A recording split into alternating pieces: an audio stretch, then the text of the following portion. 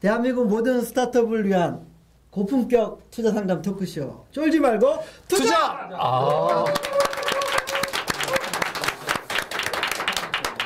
예, 안녕하세요. 저는 캡스톤 파트너스의 송은강입니다. 네, 안녕하세요. IDG 벤처스 이호입니다. 예, 오늘은 저희가 아주 특이하게도 두 번째 나오신 그렇죠. 이전에 2부에 잠깐 나오셨는데 이동영 대표 나오실 때 나왔다가 오늘은 드디어 이제 선발로 지난번에는 후보셨고요. 이번에는 이제 선발 출전이십니다. 이택경 대표님 나오셨는데 회사 본인 소개를 좀 부탁드리겠습니다. 네, 안녕하세요. 프라이머 이택경입니다.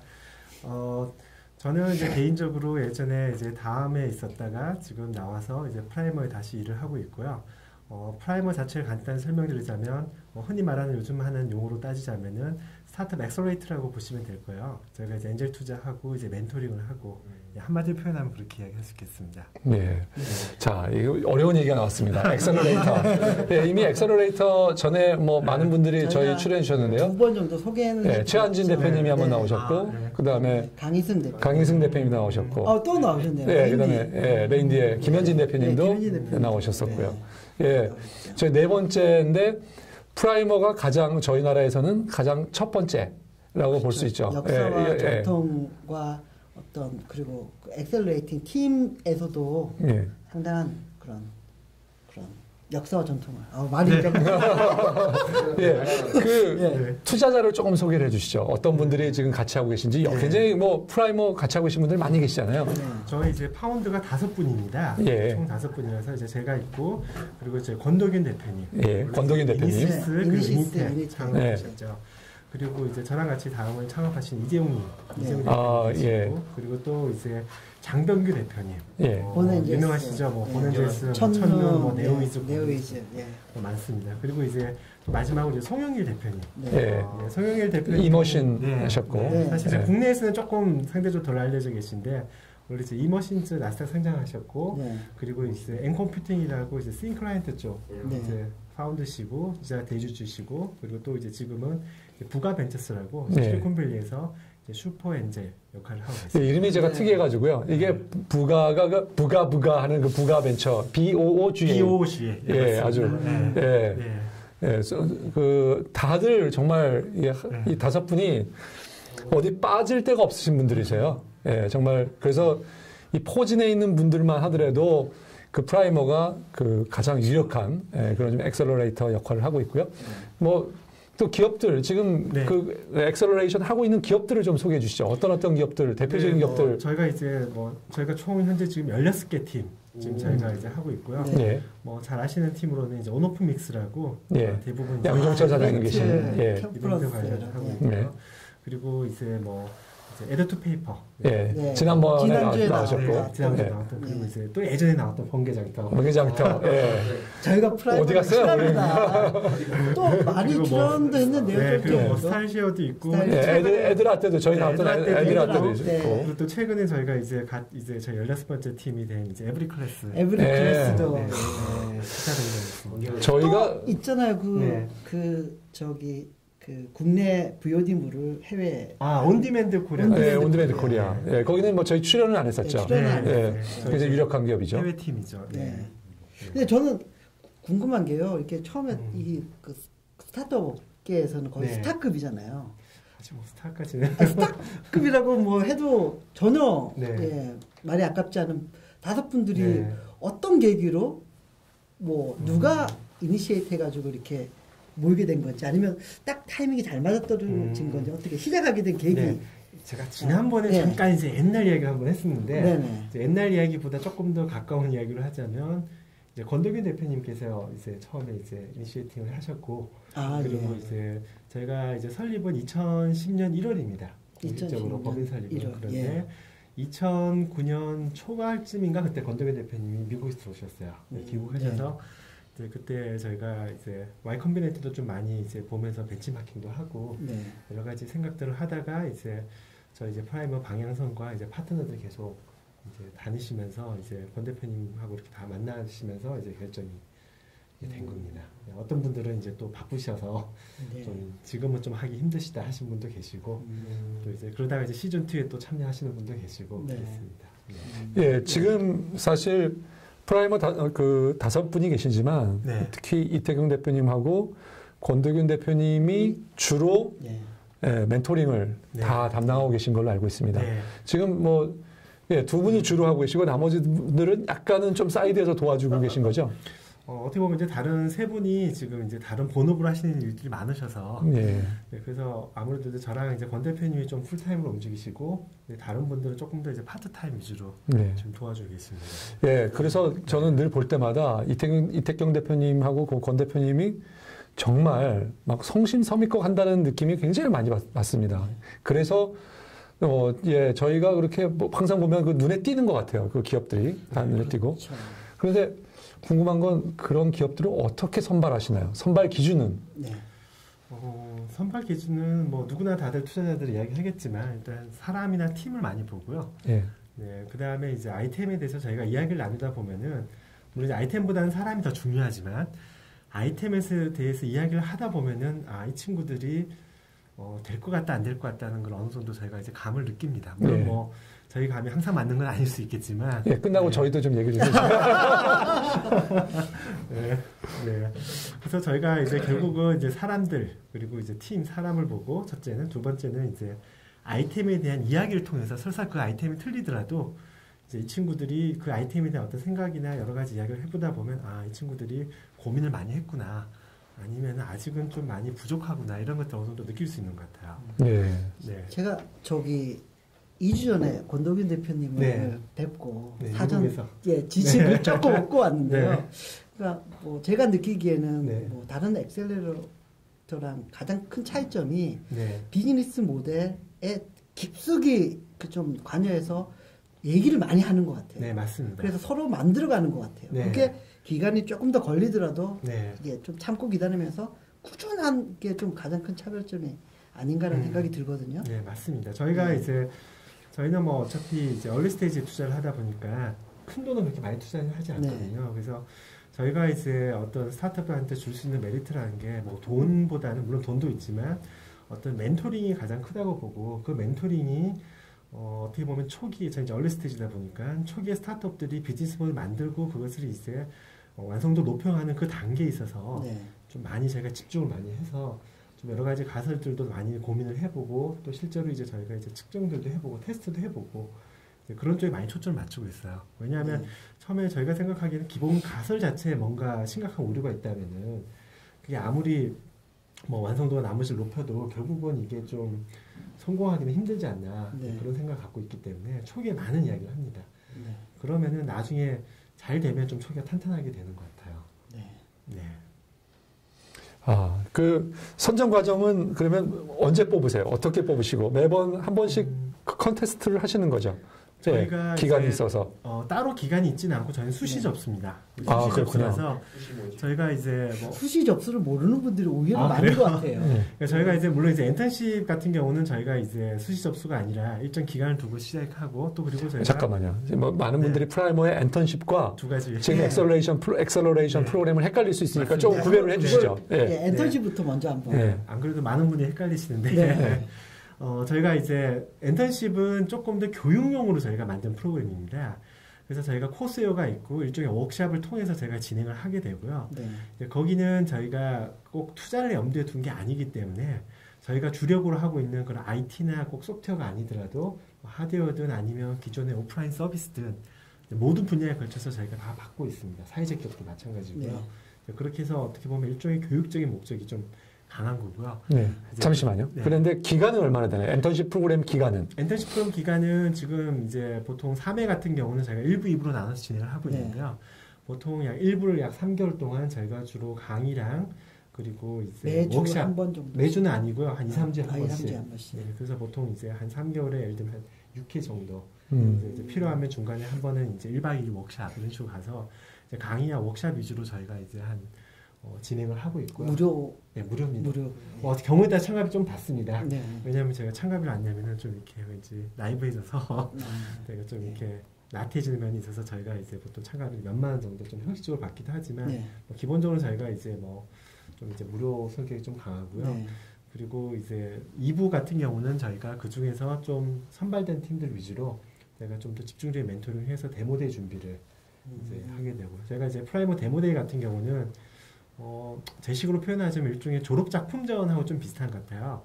그래서 어떻게 보면 엔턴십 과정을 이제 5개월 동안 마친 팀들이 이제 어떻게 보면 자기 자신의 사업 계획서를 스스로 한번 좀 뭔가 정리를 해보는 그런 게 제일 큰 것 같고, 두 번째로는 이제 저희가 대회에 오신 분들이 많으시니까 어떤 PR이라든지 뭐 경우에 따라서는 이제 IR도 이렇게 차원에서 어떤 홍보 효과가 크지 않나 생각을 하고 있고요. 그럼 일기 같은 경우에 처음에 뽑을 때는 엔턴십 일기, 아니 일기가 아니겠죠. 그러니까 그 뭐라고 해요? 1차. 1차를 뽑을 때 대충 몇 팀 정도를 뽑게 되나요? 저희가 3회 같은 경우는 팀이라기보다는 좀 2회 때하고 3회 때 좀 운영이 다른데요. 원래 3회 같은 경우는 저희가 그 팀보다는 개별도 풀로도 지원을 받았어요.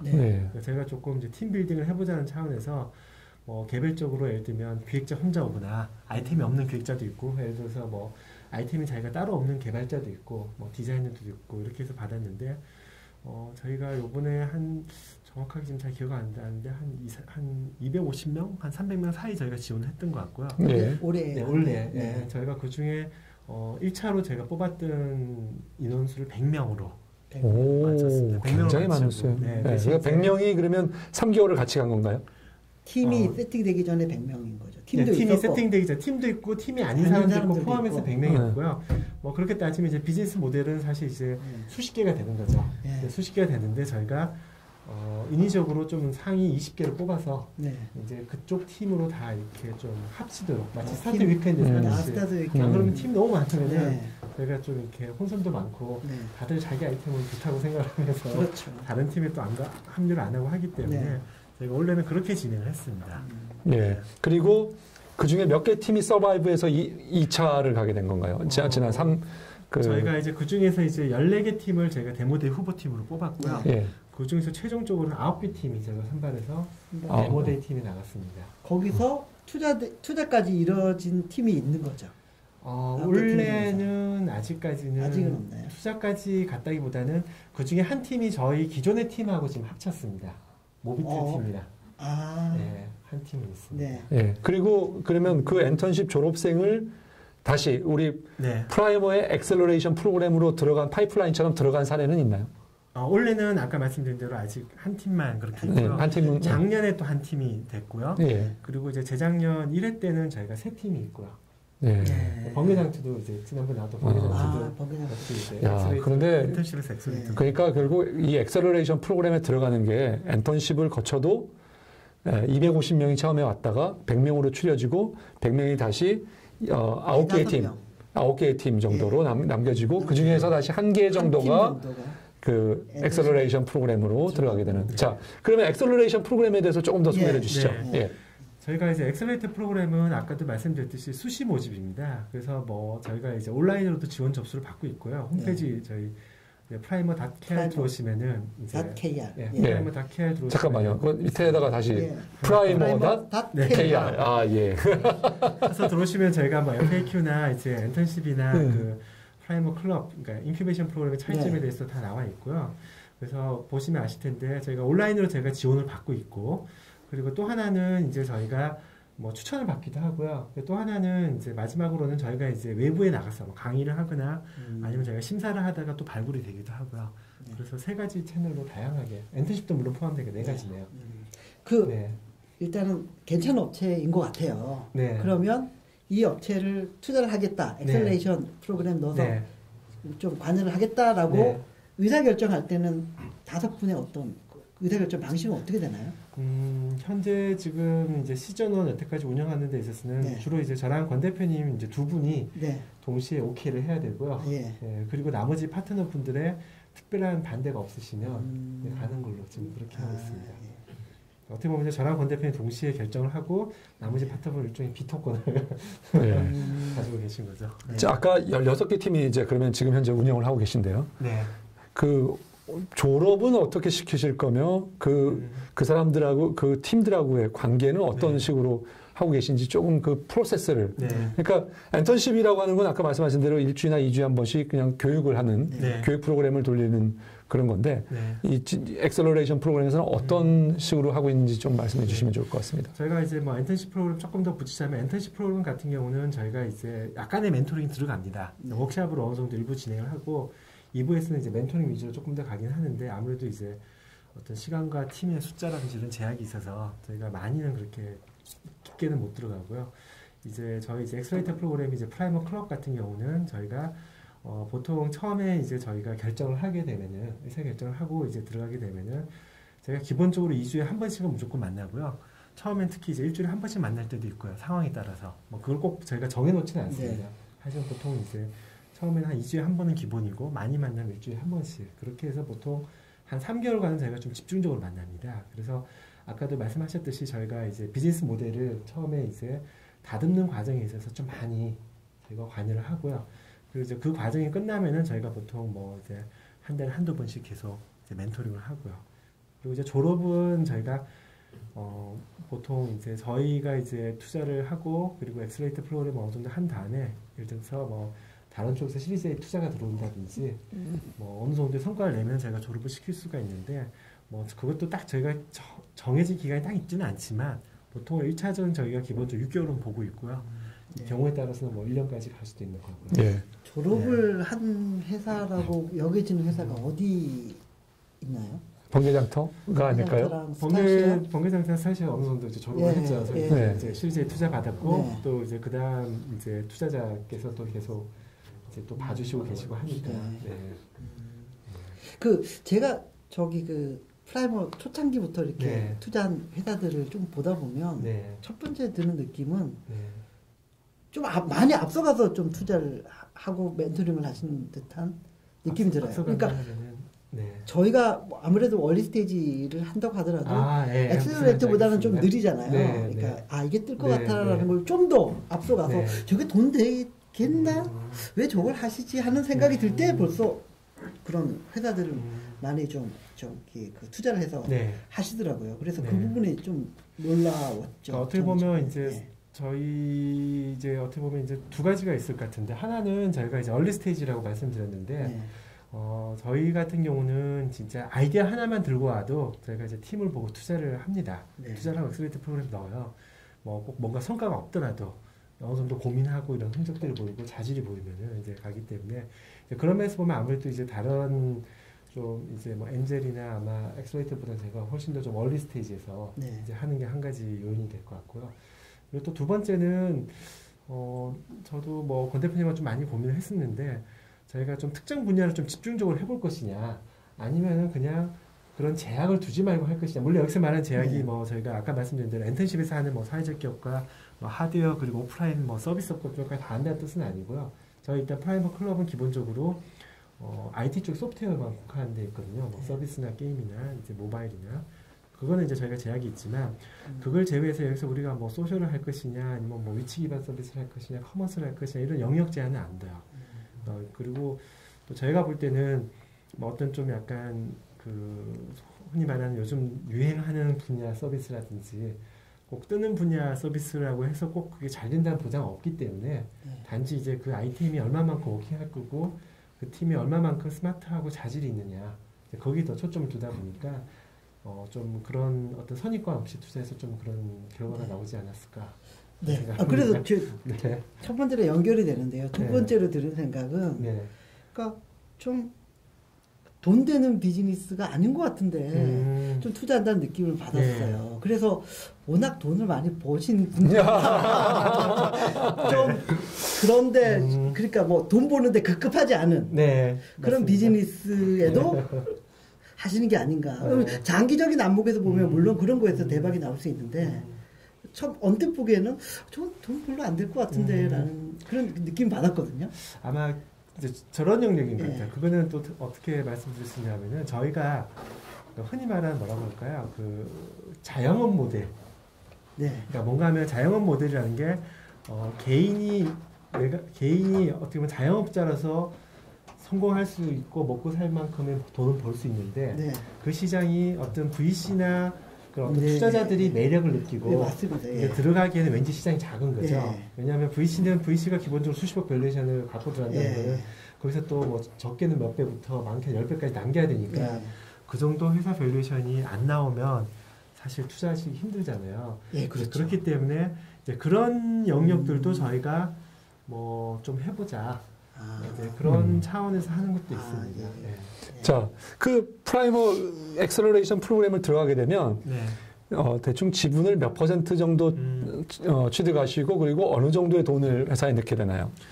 그러니까 저희 같은 게 기본적으로 지분은 10% 이하입니다. 그러니까 저희가 아무래도 이제 얼리 스테이지 들어가다 보니까 저희가 많은 지분을 가져가게 되면 이제 지분 희석이 좀 커지게 되기 때문에 저희가 기본적으로 10%고 예외적으로 이제 10% 이하로 그 회사의 어떤 스테이지나 여러 가지 상황에 따라서 더 이제 적은 지분을 가져가기도 하고요. 금액 자체는 저희는 이제 수천만 원 정도. 그래서 딱 이렇게 캡을 씌운 건 아니지만 많게는 얼마, 적게는 얼마입니까? 일단 기본적으로 무조건 1억이 하고요. 저희가 이제 많게는 여태까지 저희가 투자한 것 중에 최고 많이 투자한 이제 회사 같은 게 5천만 원이고, 제가 딱 5천만 원까지는 아니지만 어쨌든 이제 저희가 한 몇천만 원 범위 내에서 이제 보통 저희가 이제 투자를 하고 있습니다. 혹시 그 투자하시면은 그 다른 벤처 다른 그 엔젤 클럽들 있잖아요. 엔젤 클럽들은 요즘 중기청에서 하는 그 매칭을 같이 하잖아요. 여기도 그런 게 그런 거 하게 유도를 하시거나 또 하신 적이 있으신가요? 저희가 아직 매칭은 하지는 않았습니다. 저희가 뭐 중기청 그 엔젤 펀드 매칭 한때 한번 저희가 매칭도 한번 잠깐 검토했었는데 뭐 일단 좀 더 저희가 일단은 좀 더 이렇게 자유도를 높인다 할까요? 아무래도 좀 이제 외부에서 좀 이제 투자를 받게 되면 조금 제약들이 약간씩 생길 수 있기 때문에 일단은 저희는 일단 자체의 돈으로 좀 계속 투자를 하고 매칭은 따로 안 하는 걸로 지금 아직 하고 있습니다. 자, 그리고 이제 정말 이제 또 궁금한 것은 그 아까 보통 이제 엑셀러레이션 프로그램들이 지분을 취득하고 멘토링을 해주는데요. 멘토링 이외에 뭐 어떤 도움들을 주세요? 멘토링이라고 하지만 뭐 구체적으로 멘토링을 뭐 설명해 주셔도 좋고요. 대체 어떤 도움들을 실질적으로 어떤 도움들을 아까 비즈니스 모델을 이렇게 리파인 한다고 그럴까요? 그래서 계속 이렇게 바꿔가면서 아니면 좀 더 이렇게 새롭게 만들고 새롭게 그런 과정 말고 또 어떤 도움이 실제로 있으신가요? 실제 뭐 사례를 들어서 설명해 주셔도 더 좋을 것 같아요. 그러니까 저희 이제 같은 경우는 이제 제가 옛날에 이야기하기 이제 사회 CEO다 이런 말을 썼었는데 어떻게 보면 좀 간섭을 많이 합니다. 뭐 저희가 이제 간섭을 하는 것 자체가 이제 저희가 이제 무조건 옳다 이런 건 아니고 저희도 당연히 틀릴 수 있죠. 틀릴 수 있는데 근데 이건 가능성이 높으니까 한 번은 해보자. 결국 물론 이제 그게 맞냐 틀렸냐는 저희도 어차피 가설이기 때문에 어떤 고객의 반응으로부터 오는 거죠. 그 고객의 반응이 파지티브 하면 그게 이제 성공적인 거고 그 가설이 그게 이제 네거티브 하거나 별로 효과가 없으면 이제 실패한 거라고 볼 수 있는데 이제 그런 차원에서 저희가 좀 어떻게 보면 좀 타이트하게 붙어서 이야기를 하다 보니까 제가 좀 디테일한 것까지 많이 봐요. 그래서 아마 다른 엑셀레이터들도 많이 멘토를 하시겠지만 이제 뭐 저희 같은 경우는 뭐 예를 들면 마케팅 방법을 구체적으로 저희가 아이디어를 주기도 하고요. 단지 이렇게 한번 해봐가 아니라 실제적으로 구체적으로 어떻게 이렇게 해서 측정을 해봐라. 그 지표는 뭐뭐뭐를 봐라. 이제 이런 것들 제가 구체적으로 짚어주기도 하고 그리고 이제 계약서 같은 경우도 예를 들면 제휴 같은 경우도 계약서 자체에 대해서 저희 내용을 저나 이제 권 대표님 한번 기본적인 내용을 이제 훑어서 뭐 법적으로 이슈될 것들이 없나 이런 것들 다 보기도 하고요. 물론 이제 그 외 기본적으로 뭐 세무라든지 뭐 그런 좀 약간 관리적인 측면은 저희가 이제 서포트하는 것들이 있고요. 제가 다시 잠깐 프라이머로 와가지고요. 프라이머라고 하는 법인이 지금 있는 건가요? 아니면 있습니다. 그 법인의 투자자가 아까 그 5분이 계신 건가요? 아니면 주주이자 파운드죠. 주주가 5분이 계신 거고 거기에 그리고 실제로 투자할 때는 이 프라이머라고 하는 그 법인의 비이클을 통해서 투자하시게 되는 건가요? 아니면 다시 그 있는 그 엔젤들 지금 말씀하신 그 5분의 그 엔젤들이 개인으로 투자하는 거랑 같이 어떤 형태로 투자가 일어나게 되는 거예요? 일종의 프라이머 자체가 하나의 법인이자 펀드라고 생각하시면 될 것 같아요. 그러니까 모든 것은 다 프라이머를 통해서만. 그 프라이머 뭐 아까 일기 얘기도 얼핏 하셨는데요. 일단은 일기에서 16개 포트폴리오. 시즌 1. 시즌 1. 시즌 2는 그러면 그 동일 법인으로 가는 거예요? 아니면 법인 새로운 법인을 새로 하나 만들어서 네. 똑같은 구조로 주주들 이렇게 모아서 그러니까 어떻게 보면은 이게 사실 이제 일반적인 이제 VC나 이제 이런 형태로 본다면은 어떻게 보면 이제 따로 펀드를 펀드로 구성을 하고 하나인데 저희가 이제 그렇게 하려면은 뭐 금액이라든지 여러 가지 제약들이 많잖아요. 저희는 어차피 그렇게 큰 돈을 투자하는 게 아니기 때문에 그러려면 결국 일반 법인 형태로 그러니까 다 일반 법인으로 지금까지 하나로 했고 이제 시즌 2 하게 되면 또 하나 또 법인 하나 더 만드실 거고요. 예, 사실 그게 우리나라의 그 적당한 비이크를 못 찾으신 거군요. 네, 그거 뭐 사실 LLC 같은 걸로 하면 제일 좋은데 LLC 뭐 자격 법정 사실 미국 순수한 LLC.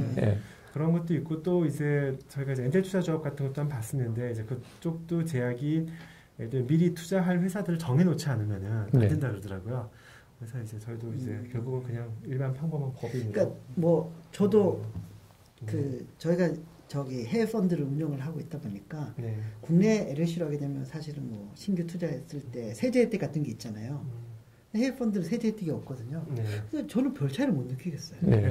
이게 혜택이 큰지 안 큰지. 왜냐하면 환율적인 요소나 타이밍 가지고도 충분히 이게 해지가 가능할 수 있거든요. 그래서 그러니까 어떻게 보면 이제 펀드나 제가 알기로는 이제 VC로 해서 이제 이렇게 펀드를 하거나 아니면은 이제 엔젤 투자 조합 같은 경우는 이제 세제 혜택이 이중 과세가 아니라 그냥 투자자한테만 이제 과세되는 거지 이렇게 법인세 한번 내고 이중 과세가 없는 걸로 알고 있는데요. 뭐 그걸 제외하고는 그런 약간 뭐 불이익은 있지만 어차피 뭐 일반 법인이 일반 주식회사 같은 경우 따로 뭐 제약 사항이 있지는 않으니까. 그러니까 자유롭긴 하지만 세금은 조금 더 많이 내고 맞습니다. 뭐 국가에 좋은 일을 하시는 거죠. 그러면 잠깐 쉬었다가 알겠습니다. 다시 깔때기 타임이 돌아왔습니다. 근데 점점 자랑할 게 없어요. 많은 분들이 오늘 오셨습니다. 많은 분들. 새로운 분들. 근데 기록이 안 깨지네요. 카카오는 매번 기록이 깨지고 있는데, 기록이 안 깨져요. 이게 한 자리를 뭐 늘린다든가 우리가 옮기는 그런 걱정을 해야 되는데, 그래도 저희 그 공개방송 3번 했는데 3번 다 매진됐습니다. 그러니까. 공개방송 매월 두 번째 화요일. 둘째 주 화요일에 공개방송이 그리고 그 온오프 믹스를 통해서 우리 프라이머가 온오프 믹스를 통해서도 신청을 받고 있습니다. 근데 용감한 콘서트에 저희가 일부러 하고 있고요. 쫄투 @ 용감한 콘서트입니다. 그리고 저희 매주 화요일 저녁 9시에는 그 공개 방송이 있는 날을 제외하고는 항상 코업 2에서 역삼동 쪽에 있는 코업 제로. 코업 제로 죄송합니다. 제로 스튜디오에서 하고 있습니다. 자, 다시 프라이머로 돌아가는데요. 가끔 말 안 듣는 애들도 있죠. 저 패고 싶은 애들도 있고. 패고 싶은 정도까지는 아니지만. 좀 사례를 좀 말씀해 주시죠. 그러니까 어떻게 그 관계를 유지해? 저는 사실 이제 투자를 해보면요. 투자한 사람들이 말 안 듣는 경우 가는데 그러면 좀 인연을 끌고 살면 되거든요. 저희는. 그러니까 투자하고 나서는 가불이 역전이 되잖아요. 가끔은 그냥 우리가 그냥 저희가 죽고 지내는 경우가 많아요. 너희들 잘해봐 이렇게 하고. 엑셀레이터로 과연 어떻게 하시는지. 그러니까 이제 여러 가지 케이스가 있는 것 같아요. 그러니까 예를 들면 어떤 경우는 처음에는 말을 안 듣는다고 생각했는데 나중에 보니까 말귀를 못 알아듣는 그런 애들 있고. 되게 중요한 얘기네요. 말귀를 못 알아듣는. 저랑 이제 권 대표님하면서 저기는 대표가 너무 고집이 생가 싶었는데 알고 봤더니 우리가 한 이야기를 이해를 못 하고 있었구나. 혹시 영어를 쓰셨나요? 그런 경우. 세대가 달라서 혹시 이게 어떻게 보면 우리가 눈높이를 더 낮춰야 되는구나. 쉽게 말해야 된다. 더 쉽게 이야기하고 더 디테일하게 이해해야지 알아듣구나. 아니면은 이제 그 친구가 그걸 못 알아들을 만큼 스마트하지 못했구나. 그런 이제 또 그런 경우도 있고요. 이제 그런 것들은 어떻게 보면 이제 말귀를 고집을 펴서 이제 싸우거나 분쟁이 그런 게 아니라 이 어떻게 보면 커뮤니케이션에 문제가 있었던 거죠. 어쨌든 간에 그쪽 못 알아듣을 때 우리가 제대로 전달을 못했대. 그런 케이스가 있고 또 이제 정말 이제 분쟁이 있는 경우는 저쪽이 정확하게 알아들었음에도 불구하고 이제 본인의 고집이 있는 부분인데. 그러니까 뭐 처음에는 또 저희가 또 다투기도 하고 다퉜다마는 좀 이상한 것 같고 어쨌든 이제 의견이 다른 거죠. 그러니까 저희는 아까도 말씀드렸듯이 뭐 저희가 맞다는 게 아니라 제발 이것만은 한번 해보면 어떨까. 그리고 제발 그건 앞만 봐도 백전백패할 것 같은데 웬만하면 안 하는 게 좋지 않을까. 아니면 빨리 해보고 아니다 싶으면 빨리 접고 딴 데 집중을 했으면 좋겠다. 이제 그런 데서 보통 이제 의견이 이제 충돌들이 있는 거고요. 근데 결국은 시간이 지나면서 드는 생각은 뭐 어떻게 보면 그 스타트업의 대표들이 사실 또 고집이 너무 없어도 문제거든요. 네. 너무 고집이 많아서 귀를 막 막고 아무 말 남의 이야기도 안 듣고 특히 이제 고객 이야기도 안 듣고 시장의 반응도 전혀 귀를 안 기울이고 이러면 문제가 있지만 또 반대로 너무 귀가 얇아서 이렇게 해주세요 했더니 예 이렇게 하고 저렇게 해줬으면 예 이렇게 하는 것도 좀 문제가 있어서 결국은 그거는 이제 스타트업의 대표의 역량이 달린 게 아닌가. 처음엔 저희도 이제 나름대로 많이 설득하고 하려고 했었는데 결국 어느 정도 해보고 뭐 그걸 저희 말을 듣고 한번 트라이를 해보면 그렇게 하는 거고 뭐 아니다 싶으면 꼭 저희가 또 항상 100% 맞는 건 아니니까 아니다 싶으면은 또 이제 그대로 또 가고 이제 좀 갑니다. 그렇다고 뭐 저희가 뭐 얼굴 안 보고 그러지 않고요. 무슨 의미지? 그렇습니다. 네.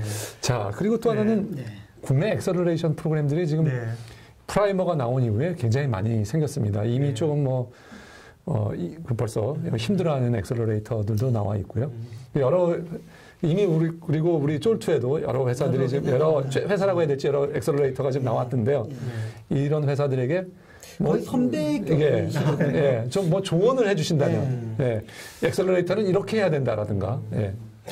저는 이런 것 같아요. 그러니까 후배라고 말하는 좀 너무 비슷한 시기라서 후배 선배라고 말하기 좀 그런데 너무 짧은 시기라 새로 만약에 스타트업 엑셀러레이터를 준비하시는 분이 계신다면 저는 좀 더 그래도 창업을 한번 해보신 분이 좀 하시는 게 좀 더 낫지 않을까 약간 그런 생각이 들고요. 왜냐하면은 이제 보통 이제 벤처 투자자나 이렇게 슈퍼 엔젤이 투자하는 단계보다 훨씬 더 이렇게 전 단계고, 그리고 전 단계이기 때문에 어떻게 보면 좀 공식이 보통 흔히 알려진 그런 공식보다 좀 더 뭐랄까 예기치 못한 문제들이 훨씬 많고요. 그리고 어떻게 보면 좀 더 창업 경험을 해본 선배로서 좀 조언을 해주는 것들이 좀 더 많은 도움이 되지 않을까. 그런 차원에서 좀 창업을 해보신 분들 중에서 좀 스타트업 엑셀레이터로 좀 많이들 나오셨으면 좋겠다 싶은 게 한 가지 생각이고요. 예, 벤처 캐피탈은 좀 자제하라 이 말로 했습니다. 예, 저는 그래서 마음을 접고 있습니다. 그러니까 저희는 일단은 얘기 좀 해보려고 했는데 안 되겠습니다. 그리고 금융에 너무 치들었어요. 저희는 비즈니스보다.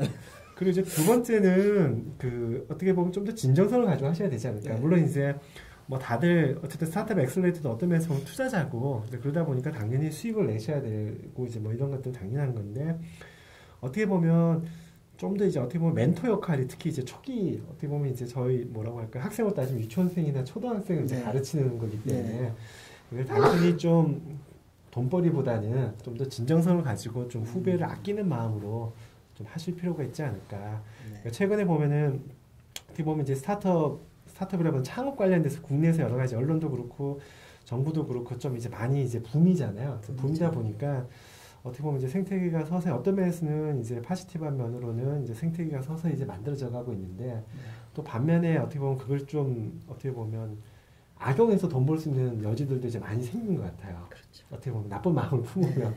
그래서 조금 이제 그런 것들이 또 나오게 되면은 좀 더 이런 생성되고 있는 생태계에 좀 악영향을 끼치지 않을까. 그런 차원에서 좀 더. 엄청난 악영향을 주죠. 2000년대 초반의 경험이 그렇죠. 얘기하는 거죠. 벤처버블과 비슷할 텐데. 그래서 좀 더 그래도 조금은 소명의식을 갖고 있어 좀 더 진정성을 가지고 좀 멘토링을 해주셨으면 좋지 않을까. 어떻게 보면 어린 친구들을 키운다는 마음으로. 그런 바람입니다. 저희가 악성 엑셀러레이터는 저희가 좀 이렇게 색출을 해가지고, 좀 공개를 해서 이런 데 가지 않도록.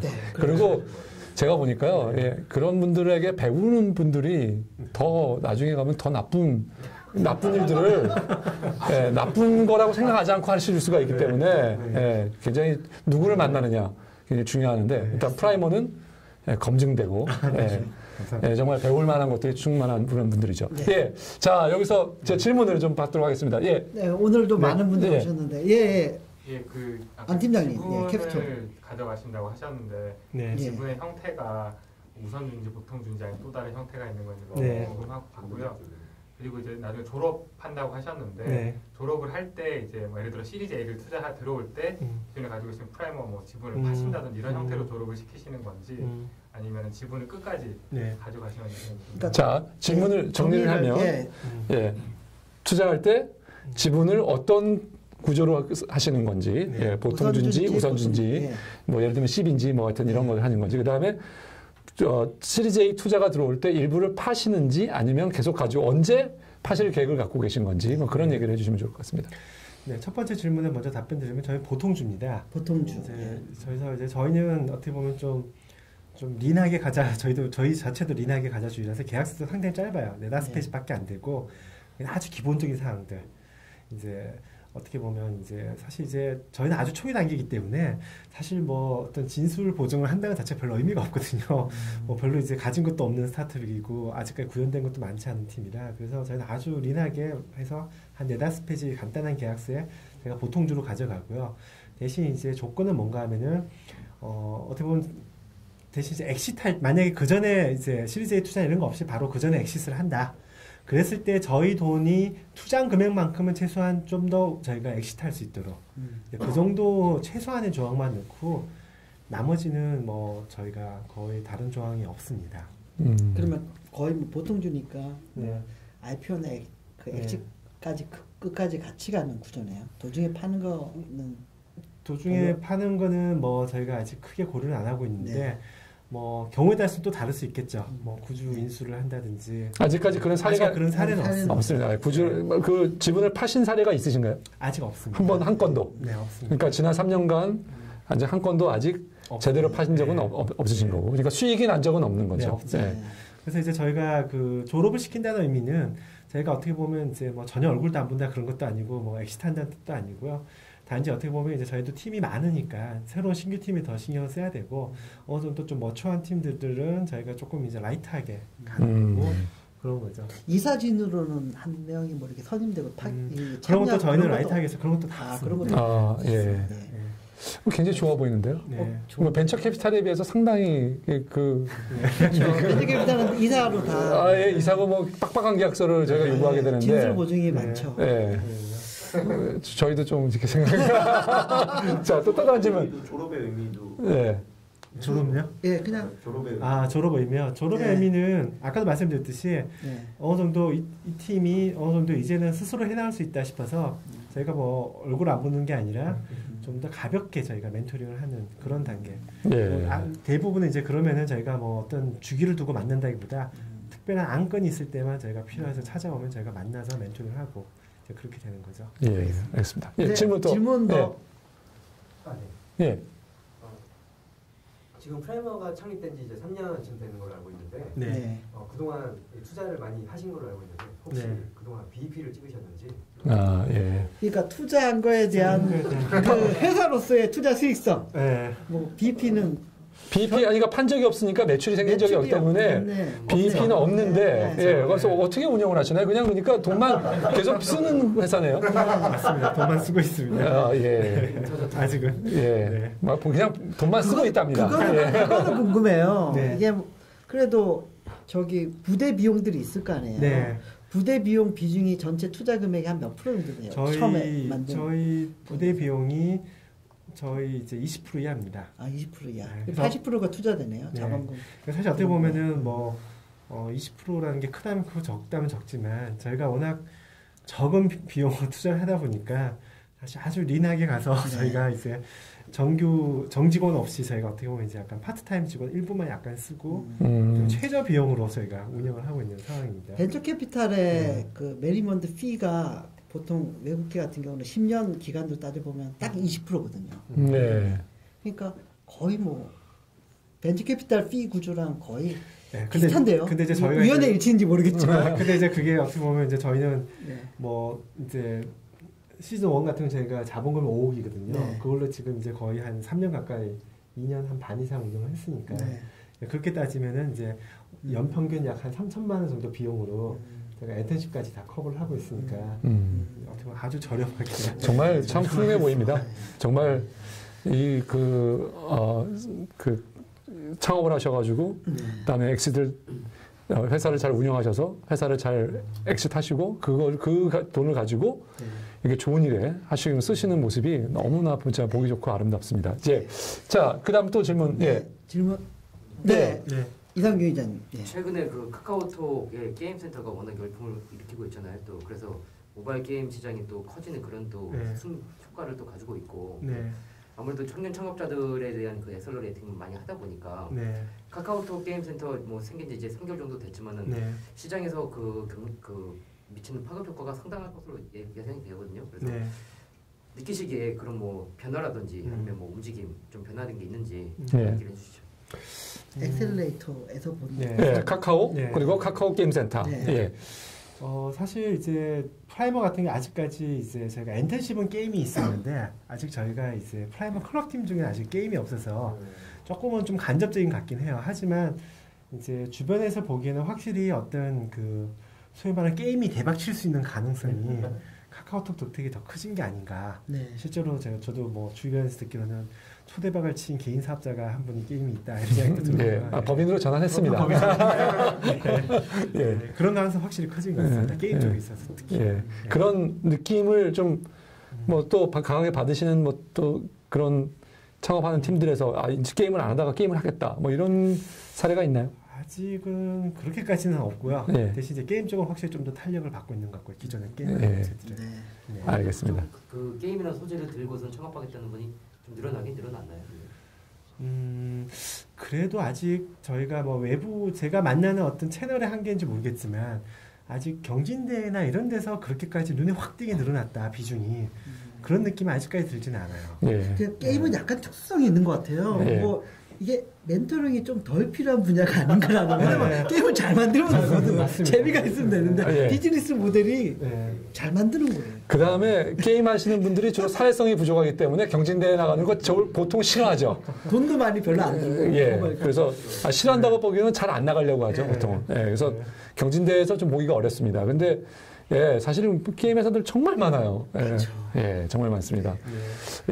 또 다른 질문 있으신가요? 저기 엑셀레이션 프로그램에 이제 했던 그 팀 중에서 잘 안 되고 실패했던 케이스가 있는지하고 그러면 잘 안 됐던 이런 원인은 뭐 어떻게 보시나요?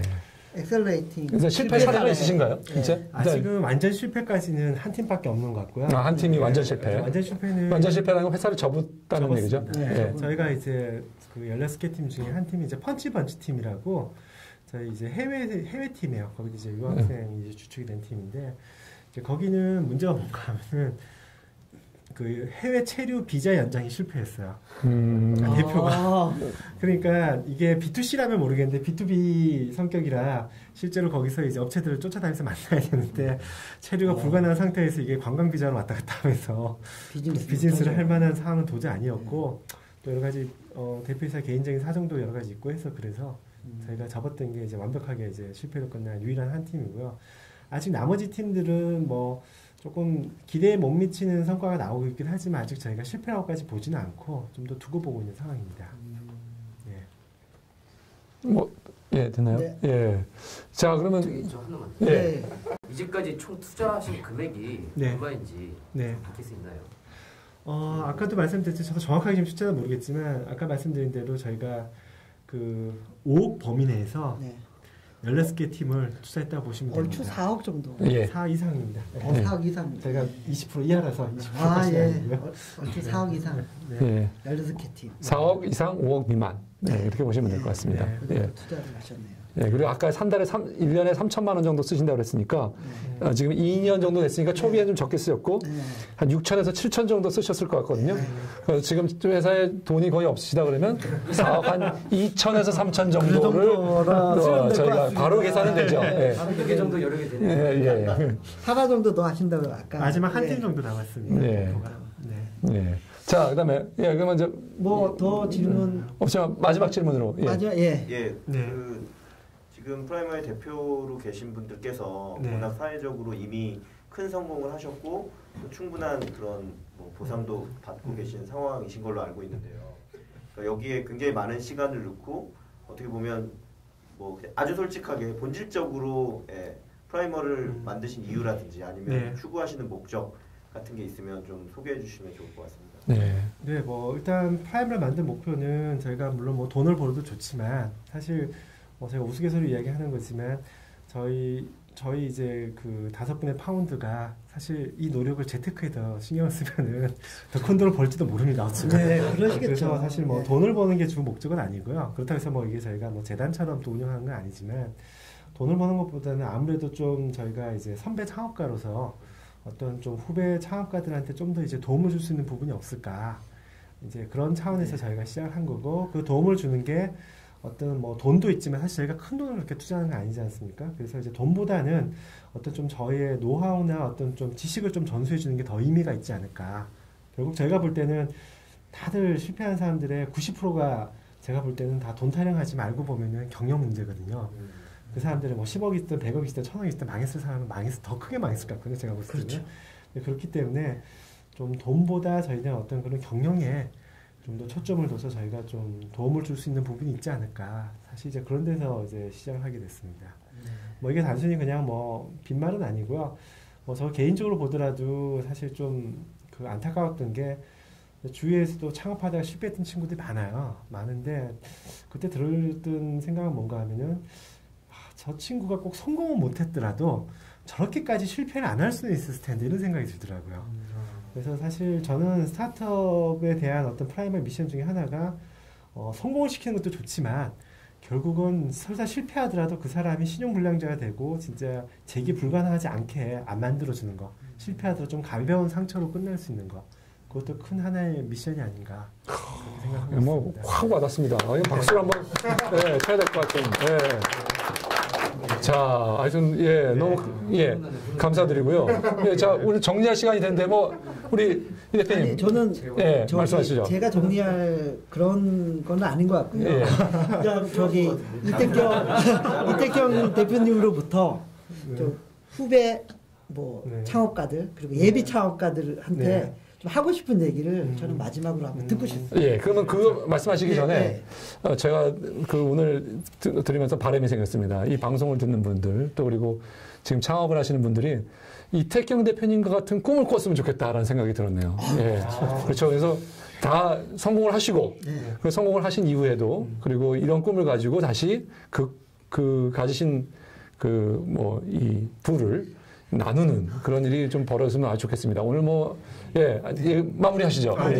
저기 후배 예비 창업자나 창업자들에게 하고 싶은. 할 이야기가 많긴 하지만. 그러니까 저는 좀 저 이야기를 아까 거기랑 연장된 걸 수 있을 텐데 저는 사실 보통 이제 기자분들이나 이제 보통 인터뷰할 때 뭐를 딱 한 가지만 이야기하면 제가 딱 이야기하는 게 그거예요. 그러니까 좀 그 스타트업이라면 좀 스타트업답게 헤비하지 않게 좀 가볍게 린하게 움직여서 빨리 가설을 검증하고 그게 아니다 싶으면 접든지 사업 자체를 접든지 아니면 아이템을 바꾸든지 아니면 진짜 내가 사업에 재능이 없다 생각하고 접든지 좀 그런 것들을 좀 빨리 했으면 좋겠어요. 그러니까 빠르다기보다 가볍게 린하게 말 그대로. 그래서 저는 그게 어떻게 보면 아까 말씀드린 거 연장선상에서 말씀드리자면 그게 크게 실패하지 않는 그때 되지 않냐 그런 생각이 드는데 가장 안타까운 부류들이 꼭 저희 사실 이거는 꼭 젊으신 분뿐만 아니라 특히 나이 드신 분들이 더 창업할 때 보면 그런 경우가 많은데 어떻게 보면 좀 제대로 뭔가 창업을 하면 제대로 돈을 써야 된다고 생각하시고 많은 시간을 소비하세요. 그러면은 어떻게 보면 좀 린하게 보면 저 6개월 이내에 어느 정도 기본적인 가설들을 더 적은 비용으로 검증을 할 수 있는데 마치 대기업처럼 2년 3년 해 가시면서 기본적인 가설조차 검증 안 되고 돈은 돈대로 많이 들어가고 빚더미에 앉으시고 이미 재기불능 되시는 분들이 많거든요. 그게 사실 언뜻 들으면은 남들 보면 나는 그렇게 안 될까 하지만 하다 보면 다 그렇게 갑니다. 어느 순간에 넘어지면 저도 옆에서 많이 봤거든요. 그래서 좀 그것만은 좀 피하셔야 설사 실패를 하더라도 좋은 그냥 경험으로 하시고 나중에 또 이제 인생에 있어서 다른 좋은 경험과 배움으로 하실 수 있는데 그게 안 되면은 어느 순간에 신용불량자 되고 재기불능되는 건 한순간이 아닌가. 그래서 그것을 제일 많이 좀 강조를 하고 싶습니다. 알겠습니다. 너무나 좋은 말씀. 감사드립니다. 오늘 하여튼 좀 쌀쌀해진 날 와주셔서 너무 감사드리고요. 오늘 여기 참석해주신 모든 분들께 또 진심으로 감사드립니다. 고맙습니다. 감사합니다.